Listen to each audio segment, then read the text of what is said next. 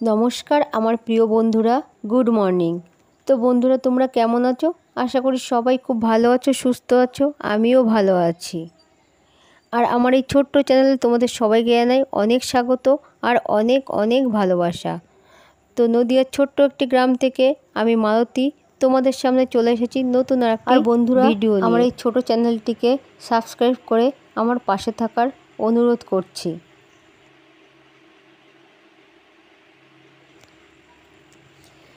তো বন্ধুরা দেখো, প্রতিদিনের মতো তো জল নিয়ে চলে গেছি রাস্তার কাছে। ওখানে একটু লেপে গোল আকৃতি করে দিই। আর দেখো বন্ধুরা, যেদিন গোবর থাকে সেদিন গোবর দিয়ে দিই, আর যেদিন গোবর থাকে না সেদিন এমনি জল দিয়ে দিই। তার কারণ বাড়িতে গরু নেই, পরের বাড়ি থেকে গরু আনতে হয়, ওই জন্য সব দিন তো আনতে পারি না। তার জন্য যেদিন থাকে সেদিন গোবর দিয়ে দিই, আর না হলে জল দিয়ে দিই। আর দেখো বাবু আর বোম্বা এখনও ঘুমিয়ে আছে, ওদের ডাকিনি, কারণ রাতে গরমের জন্য ওরা ঘুমাতে পারেনি। তো ওই জন্য ভাবছি কাজ কমপ্লিট করে তারপর ওদের ডাকবো। আর দেখো এখন এত গরমে, 43 ডিগ্রি গরমে আমরা বাইরেই ঘুমাচ্ছি, বারান্দায়, কারণ ঘরে আমরা কিছুতেই ঢুকতে পারছি না। ওই জন্য কী করবো, বাইরেই ঘুমিয়ে থাকি। আর দেখো বাইরে যেহেতু ঘুমাচ্ছি বন্ধুরা, সেহেতু আমার কখনোই রাতে ঘুমটা ঠিক হয় না, কারণ সবসময় ভয়ে ভয়ে থাকি কখন কোথা থেকে কী আসবে, কী পোকামাকড় আসবে। ছেলে মেয়ে ঘুমিয়ে থাকবে সেজন্য জেগেই থাকি। তো তারপরে দেখো উঠোনটা আমি ঝাড় দিয়ে নিচ্ছি। আর বন্ধুরা দেখো, অন্যদিন একটু তাড়াতাড়ি উঠি, কিন্তু এই গরমের জন্য এই কদিন ঘুম থেকে উঠতে একটু দেরি হয়ে যাচ্ছে। তার কারণ কি বলতো, কারণ রাতে তো ঠিকমতো ঘুমাতে পারি না, আর ভোরের দিকে একটু ঠান্ডা থাকে, ঠান্ডা হয়ে যায়, আর ঘুমটা তখনই আসে, আর যার কারণে কাজেও পিছিয়ে যায়। তো তোমাদের সঙ্গে কথা বলতে বলতে দেখো আমার উঠোনটা ঝাড় দেওয়া হয়ে গেল। আর এখন চলে এসেছি রান্নাঘরে। তো রান্নাঘরটা ঝাড় দিয়ে নিলাম, এরপরে ছাই ফেলে রান্নাঘরটা ঝাড় দিয়ে নিলাম। তারপরে দেখো লেপে তারপর যা কাজ আছে সেগুলো কমপ্লিট করে নেব। তো চলো বন্ধুরা, কাজটা করে নিই, তারপরে তোমার সঙ্গে আবার কথা হবে।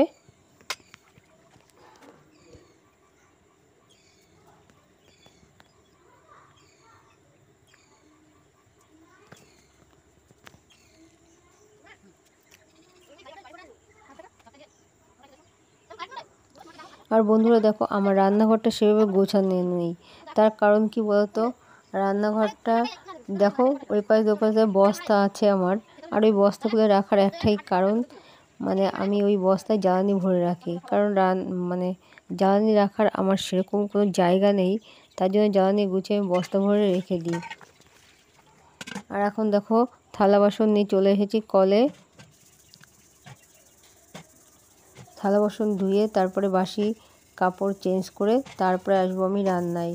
আর আজকে ভাবছি যে সকাল আর দুপুরের ভাতটা একবারেই করে নেব।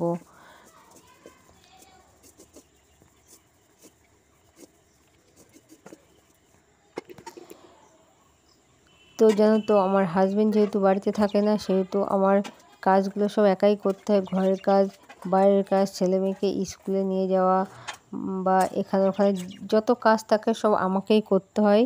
মাঝে মাঝে একটু কষ্ট হয়ে যায়, কিন্তু কষ্ট হলেও আমি বসে থাকতে পারি না। তার কারণ যেহেতু কেউ নেই, আমাকেই করতে হয়।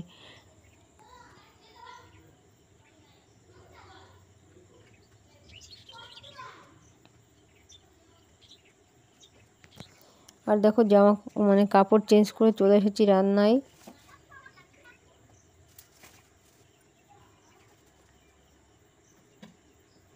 আর দেখো আমি যখনই উনুন ধরাই তখনই হাওয়া যে কোথা থেকে চলে আসে সেটা আমি নিজেও জানি না। আর দেখো উনুন ধরাতে গেলেই এত পরিমাণে হাওয়া আসবে, আর উনুন দেখো ধোয়া হবে এত, চোখে আমি কিছু দেখতেই পারি না। গুড মর্নিং, হ্যালো বন্ধুরা, কেমন আছো? বন্ধুরা কেমন আছো?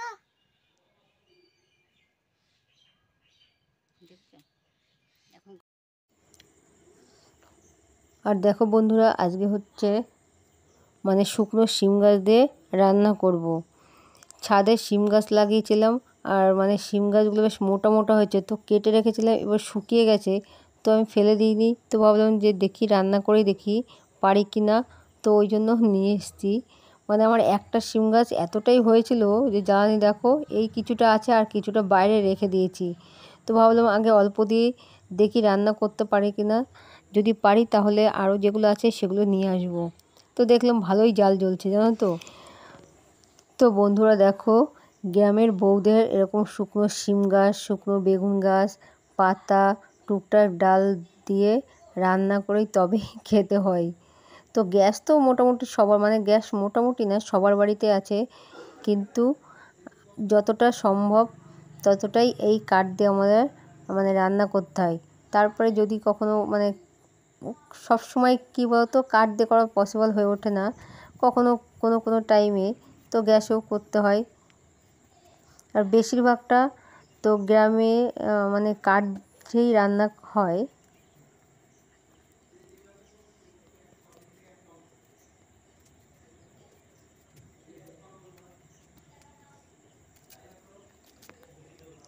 কারণ গ্রামে মধ্যবিত্ত পরিবারের বউদের একটু হিসাব করেই চলতে হয়।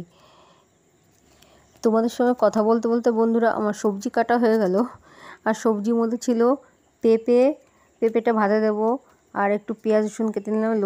লতিটা আমার কালকে রাত্রে ছাড়িয়ে রেখেছিলাম তাড়াতাড়ির জন্য। আর দেখো মানে ভাতের উপরে জল গরম করতে দিয়েছিলাম সয়াবিন ভেজানোর জন্য। তো সয়াবিনটা দিয়ে ভাতের উপরে দিয়ে দিলাম যাতে তাড়াতাড়ি সিদ্ধটা হয়ে যায়। তো হয়ে গেছে, ওই জন্য নামিয়ে নিলাম। আর আলুটা মানে ভাতের মধ্যে দিয়েছি যাতে তাড়াতাড়ি সিদ্ধ হয়ে গেলে মানে সয়াবিনটাও তাড়াতাড়ি রান্না হয়ে যাবে।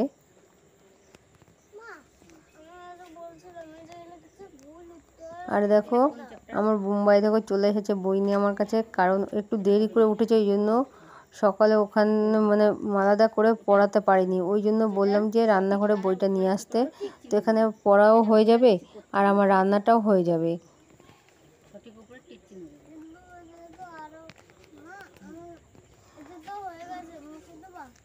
তো ওই যে বন্ধু বললাম যে আমার কেউ নেই, আমি বাড়িতেই দুটো বাচ্চা নিয়ে থাকি, আর যার কারণে সব কিছুই আমাকে দেখতে হয়। আর আমার ছেলে মেয়ে যেহেতু টিউশন নেই ওই জন্য সব কিছু আমাকেই দেখতে হয়। যদি একটু ঢিলা দিই তো পড়া গেল।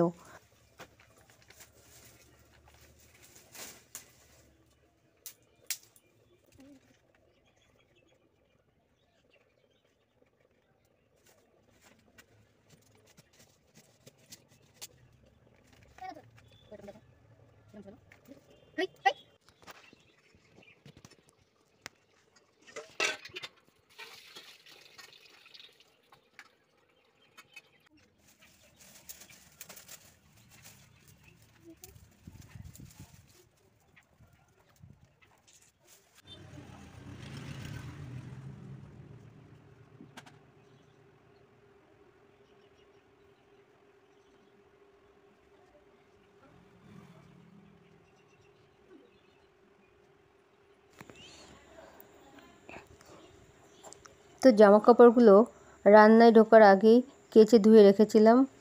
আর রান্না করে এসে এই দেখো এগুলো মেলে দিচ্ছি, রোদটাও উঠে গেছে। আর ওদিকে দেখো বাবু আর বোম্মাকে খেতে দিয়ে এসেছি।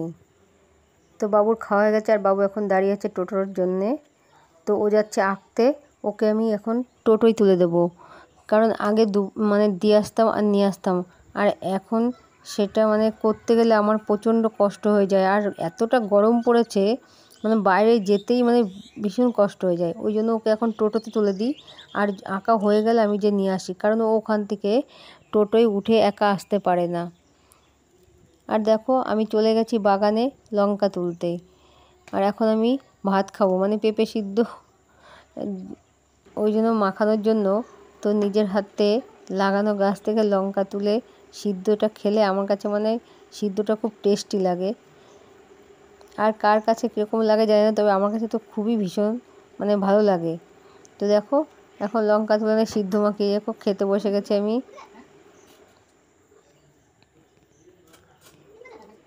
তো আজকে রান্না করেছি পেঁপে সিদ্ধ ছিল, আর কচুরলতি, সয়াবিন, আর একটু আমের চাটনি করেছিলাম। চাটনিটা ঠিক বলা যায় না, একটু পাতলা টাইপের করেছিলাম।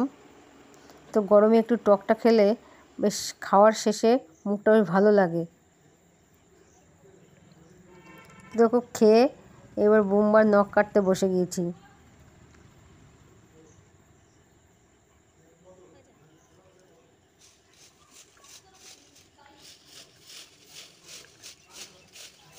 তো দেখো বন্ধুরা, বোম্বার নখ কাটা হয়ে গেছে আর আমি চলে এসেছি বাগানে পাতা কুড়ানোর জন্য। দেখো, এই হচ্ছে আমাদের গ্রামের বউদের কাজ। এই দেখো, গাছের নিচে পাতা পড়লে সেটা আমরা ফেলে রাখতে পারি না, তো ভাবি পাতাগুলো নিয়ে জাল দিলে গ্যাসটা কিছুটা বাঁচবে। আর তার জন্য দেখো এত রোদের মধ্যে চলে এসেছে। দেখো, পাতাগুলো কুড়িয়ে নিলে জাল দেওয়া হবে, এদিকে বাগানটাও পরিষ্কার লাগবে। তো দুটো কাজ আমার একসঙ্গে হয়ে যাচ্ছে।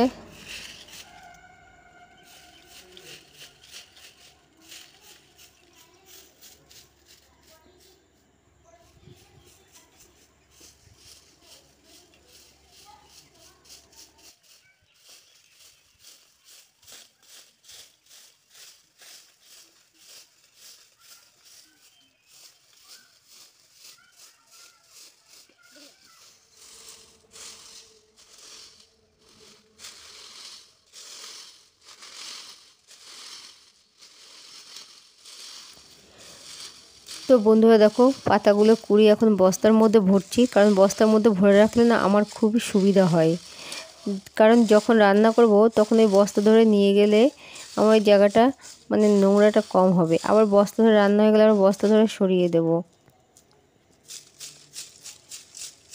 তো দেখো, আমার এরকম দুটো বস্তা আছে বড় বড়, আর ওই দুটো বস্তায় পাতা ভরে রাখি।